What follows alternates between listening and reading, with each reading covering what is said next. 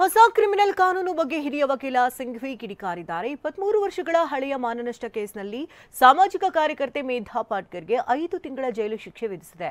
Neat ಪರೀಕ್ಷೆ ಅವ್ಯವಹಾರ ಖಂಡಿಸಿ ವಿದ್ಯಾರ್ಥಿಗಳ ಪ್ರತಿಭಟನೆ. ಈ ಸುದ್ದಿಗಳನ್ನು ನೋಡೋಣ ದೇಶ ವಿದೇಶ ನ್ಯೂಸ್ ಟಾಪ್ 9 ನಲ್ಲಿ.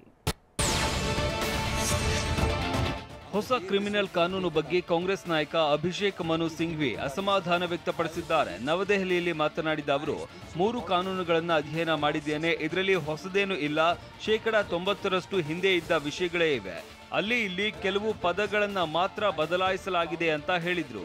90% remaining the same, numbers changed, a few words changed here and there. 23 ವರ್ಷಗಳ ಹಳೆಯ ಮಾನನಷ್ಟ ಕೇಸ್ನಲ್ಲಿ ದೆಹಲಿ ಕೋರ್ಟ್ ಸಾಮಾಜಿಕ ಕಾರ್ಯಕರ್ತೆ ಮೇಧಾ ಪಾಟ್ಕರ್ಗೆ 5 ತಿಂಗಳ ಜೈಲು ಶಿಕ್ಷೆ ವಿಧಿಸಿದೆ. ದೆಹಲಿ ಲೆಫ್ಟಿನೆಂಟ್ ಗವರ್ನರ್ ಆಗಿರುವ ವಿಕೆ ಸಕ್ಸೇನಾ ಗುಜರಾತ್ನ ಎನ್ಜಿಒ ಮುಖ್ಯಸ್ಥರಾಗಿದ್ದಾಗ ಈ ಮೊಕದ್ದಮೆ ದಾಖಲಾಗಿತ್ತು. ಮೆಟ್ರೋಪಾಲಿಟನ್ ಮ್ಯಾಜಿಸ್ಟ್ರೇಟ್ ರಾಘವ್ ಶರ್ಮಾ ಅವರು ಮೇಧಾ ಪಾಟ್ಕರ್ಗೆ ಜೈಲು ಶಿಕ್ಷೆ ಜೊತೆಗೆ 10 ಲಕ್ಷ ರೂಪಾಯಿ ದಂಡವನ್ನ ವಿಧಿಸಿದ್ದಾರೆ.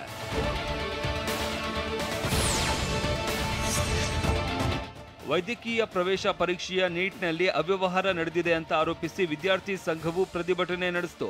ತೆಲಂಗಾಣದ ರಾಜಧಾನಿ ಹೈದರಾಬಾದ್ನಲ್ಲಿ ಬೃಹತ್ ಹೋರಾಟ ನಡೆಸಲಾಯಿತು. ಮೋದಿ ಸರ್ಕಾರದ ವಿರುದ್ಧ ಘೋಷಣೆ ಕೂಗಿದ್ರು. ಪ್ರತಿಭಟನೆ ವೇಳೆ ಕೆಲ ವಿದ್ಯಾರ್ಥಿಗಳನ್ನ ಪೊಲೀಸರು ವಶಕ್ಕೆ ಪಡೆದ್ರು.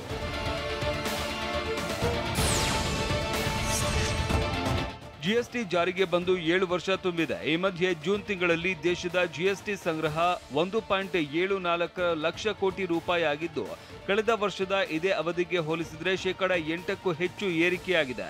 ಆದರೆ ಮಾಸಿಕ ಜಿಎಸ್ಟಿ ಸಂಗ್ರಹದ ಅಂಕಿ ಅಂಶಗಳನ್ನು ಅಧಿಕೃತವಾಗಿ ಬಿಡುಗಡೆ ಮಾಡುವುದನ್ನು ಸರ್ಕಾರ ನಿಲ್ಲಿಸಿದೆ.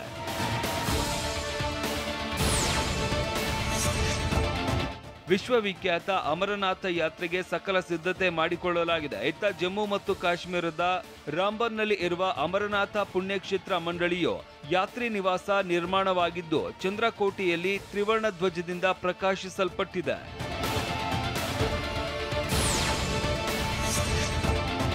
ಉದ್ಯಮಿ ಮುಖೇಶ್ ಅಂಬಾನಿ ಪುತ್ರ ಅನಂತ್ ವಿವಾಹ ಮಹೋತ್ಸವ ತಯಾರಿ ಭರ್ಜರಿಯಾಗಿ ನಡೀತಾ ಇದೆ. ಅದ್ದೂರಿ ವಿವಾಹೋತ್ಸವ ಜುಲೈ 12ರಂದು ನಡೆಯಲಿದ್ದು, ಆಮಂತ್ರಣ ಪತ್ರಿಕೆ ಹಂಚಿಕೆ ಮಾಡುವ ಮುನ್ನ ನಿನ್ನೆ ಅನಂತ್ ಅಂಬಾನಿ ಮುಂಬೈನಲ್ಲಿ ಇರುವ ಕೃಷ್ಣ ಕಾಳಿ ದೇವಸ್ಥಾನಕ್ಕೆ ಭೇಟಿ ನೀಡಿದ್ದಾರೆ. ದೇವರ ಆಶೀರ್ವಾದ ಪಡೆದು ಪವಿತ್ರ ಹವನದಲ್ಲಿ ಭಾಗವಹಿಸಿದ್ರು.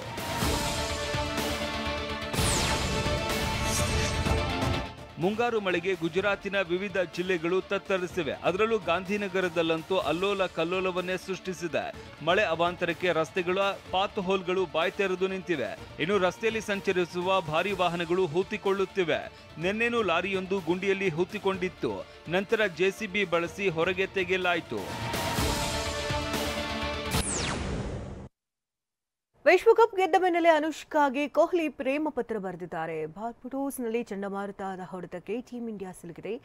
ಸೋತು ನೋವಿನಲ್ಲಿರುವಂತಹ ದಕ್ಷಿಣ ಆಫ್ರಿಕಾಕ್ಕೆ ಭಾರತೀಯರು ಗೌರವ ಸಲ್ಲಿಸಿದ್ದಾರೆ. ಸುದ್ದಿಯನ್ನು ನೋಡೋಣ ಕ್ರೀಡೆ ಸಿನಿಮಾ ನ್ಯೂಸ್ ಟಾಪ್ 9 ನಲ್ಲಿ. ವಿಶ್ವಕಪ್ ಗೆದ್ದು ಬೀಗಿರುವ ಭಾರತೀಯ ಕ್ರಿಕೆಟ್ ತಂಡ ತವರಿಗೆ ಮರಳುವುದಕ್ಕೆ ಬೆರಿಲ್ ಸೈಕ್ಲೋನ್ ಅಡ್ಡಪಡಿಸಿದೆ. ಸೈಕ್ಲೋನ್ ಹಿನ್ನೆಲೆ ಭಾರೀ ಮಳೆಯಾಗಲಿದ್ದು, ಬಾರ್ಬಡೋಸ್ ಏರ್ಪೋರ್ಟ್ ಬಂದ್ ಮಾಡಲಾಗಿದೆ. ಹೀಗಾಗಿ ಆಟಗಾರರು ಬಾರ್ಬಡೋಸ್ನಲ್ಲೇ ಉಳಿದುಕೊಳ್ಳುವ ಅನಿವಾರ್ಯತೆ ಸೃಷ್ಟಿಯಾಗಿದೆ. 17 ವರ್ಷಗಳ ನಂತರ ಭಾರತ ವಿಶ್ವಕಪ್ ಗೆದ್ದ ಬೆನ್ನಲ್ಲೇ ಅನುಷ್ಕಾಗೆ ವಿರಾಟ್ ಕೊಹ್ಲಿ ಇನ್ಸ್ಟಾದಲ್ಲಿ ಪ್ರೇಮ ಪತ್ರ ಬರೆದಿದ್ದಾರೆ. ನೀನಿಲ್ಲದಿದ್ರೆ ಇದೆಲ್ಲವೂ ಅಸಾಧ್ಯ. ನೀನು ನನ್ನನ್ನ ಸದಾ ವಿನಯಪೂರ್ವಕ ಹಾಗೂ ಪ್ರಾಮಾಣಿಕವಾಗಿ ಇರಿಸೋದಕ್ಕೆ ಪ್ರಯತ್ನಿಸ್ತಾ ಇರುವೆ. ನಾನು ನಿನಗೆ ಹೆಚ್ಚು ಕೃತಜ್ಞನಾಗಿರೋದಕ್ಕೆ ಸಾಧ್ಯವಾಗಲಿಲ್ಲ. ಈ ಗೆಲುವು ನನ್ನಷ್ಟೇ, ನಿಮ್ಮದೂ ಕೂಡ. ಧನ್ಯವಾದಗಳು. ನೀನು ನೀನಾಗಿರೋದಕ್ಕೆ ಐ ಲವ್ ಯು ಅಂತ ಕೊಹ್ಲಿ ಪೋಸ್ಟ್ನಲ್ಲಿ ಬರೆದುಕೊಂಡಿದ್ದಾರೆ. ರೋಹಿತ್ ಶರ್ಮಾ ಕೊಹ್ಲಿ ಜೊತೆಗೆ ನಿಂತು ತಮ್ಮ ಪುತ್ರಿ ಸಮೀರಾರನ್ನ ಭುಜದ ಮೇಲೆ ಹೊತ್ತಿಕೊಂಡಿರುವ ಫೋಟೋವನ್ನ ರೋಹಿತ್ ತಾಯಿ ಇನ್ಸ್ಟಾದಲ್ಲಿ ಪೋಸ್ಟ್ ಮಾಡಿದ್ದಾರೆ. ಹೆಗಲ ಮೇಲೆ ಮಗಳು, ಬೆನ್ನ ಹಿಂದೆ ದೇಶ, ಪಕ್ಕದಲ್ಲಿ ಸಹೋದರ ಅಂತ ಬರೆದುಕೊಂಡಿದ್ದಾರೆ. ಕಳೆದ ಐಪಿಎಲ್ನಲ್ಲಿ ಆರ್ಸಿಬಿ ಪರ ಆಟವಾಡಿ ಮಿಂಚಿದ್ದ ದಿನೇಶ್ ಕಾರ್ತಿಕ್ ವಿದಾಯ ಹೇಳಿದ್ರು. ಇದೀಗ ಐಪಿಎಲ್ನಲ್ಲಿ ಆರ್ಸಿಬಿ ತಂಡಕ್ಕೆ ಬ್ಯಾಟಿಂಗ್ ಕೋಚ್ ಹಾಗೂ ಮೆಂಟರ್ ಆಗಿ ನೇಮಕಗೊಂಡಿದ್ದಾರೆ.